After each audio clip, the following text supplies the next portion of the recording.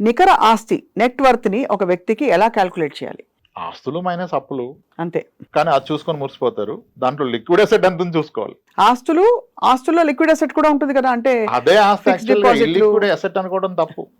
అంతే. మీ gold is liquid, మీ బ్యాంక్ ఎఫ్డి ఈజ్ లిక్విడ్, మీ మ్యూచువల్ ఫండ్స్ ఆర్ లిక్విడ్, మీ స్టాక్ ఈజ్ లిక్విడ్. మీకున్న స్థలాలు పొలాలు లిక్విడ్ కాదు, ఇల్లిక్విడ్. ఇప్పుడు ఒకసారి మీరు అన్నట్టు వాళ్ళ పరిస్థితిని బట్టి వాళ్ళు ఎంత ఇన్వెస్ట్ చేయాలి, ఎంత సేవ్ చేయాలి అని అంటున్నారు కదా. ఆ, ఉదాహరణకి కొండ గుర్తులు కొన్ని ఉంటాయి. నా జీతంలో ఎంత భాగం నేను ఈఎంఐలు పెట్టుకోవచ్చు, ఎంత భాగం నా జీతంలో నేను హౌస్ రెంట్ కట్టచ్చు, ఒకవేళ ఈఎంఐ లేదు బట్ హౌస్ రెంట్ ఉంది. What is the reasonable percentage అంటే ఏం చెప్తారు సార్? అదే మేడం, ఫస్ట్ నేను స్టార్ట్ చేసిన కన్వర్జేషన్. ఇప్పుడు 8 కోట్లు ఆస్తున్న వ్యక్తి అతని జీతంలో 50% రెంట్ కడితే కూడా తప్పలేదు. ఎందుకంటే ఆయన ఫ్యామిలీ ఏమి ఈయన జీతం మీద డిపెండెంట్ లేదు. ఆయనకున్న అసెట్స్ విల్ టేక్ కేర్ కదా, అవి చూసుకుంటాయి కదా, అప్పుడు ఎంతకైనా వెళ్ళిపోవచ్చు. నీకు ఏ ఆస్తి లేనప్పుడు ఇదే ఆధారమైనప్పుడు ఎంత తక్కువ పెడితే అంత మంచిది. ఓహో. ఆ తక్కువలో మళ్ళీ సరైనది ఏది సరికాందేది చూసుకోవాలి. ఇప్పుడు పిల్లల ఎడ్యుకేషన్ అనేది the biggest best investment in life. అదే ఇప్పుడు అక్కడ కాంప్రమైజ్ అయిపోయి అక్కడ నేను లక్షలు పోయిను 1000 పోయిను అంటే భవిష్యత్తు ఎలా?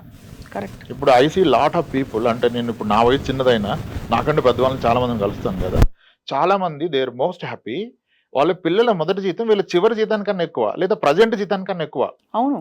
అది అలా పాసిబుల్, అలా సాధించగల చాలా మంది ఆస్తులు ఏం కూడబెట్టలే, అవును, పిల్లల్ని ఆస్తులుగా ఫీల్ అయ్యారు. వాళ్ళతో ఎక్కువ టైం స్పెండ్ చేశారు. మనీ ఒక్కటే కాదు, టైం కూడా స్పెండ్ చేయాలి కదా. వాళ్ళు ఆ టైం స్పెండ్ చేశారు, వీళ్ళ కష్టాలు చెప్పారు, వీళ్ళ ఆస్పిరేషన్ వాళ్ళకి చెప్పారు.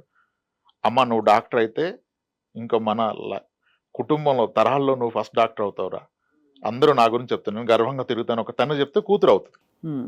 డబ్బులు ఒకటే ఇచ్చేస్తే అవుతుందా? ఆ టైం అండ్ మనీ పెట్టిన వాళ్ళు వేరేది పెట్టలేదు. రైట్.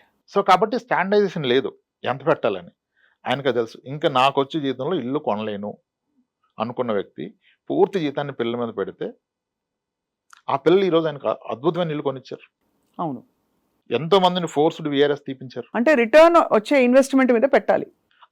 పిల్లలు అన్నిటికంటే పెద్ద ఆపర్చునిటీ మీకు ఇన్వెస్ట్మెంట్ పరంగా, కానీ అక్కడ టైం కూడా పెట్టాలి. ఒట్టి మనీ పెడితే అవ్వకపోవచ్చు. అవును, కరెక్టే. మీరు టైం స్పెండ్ చేయకపోతే వాళ్ళు మీ దారిలోకి రారు. రాంప్రసాద్ గారు, గోల్డ్ ఒక చాలా ఫేవరెట్ ఇన్వెస్ట్మెంట్ మహిళలకి.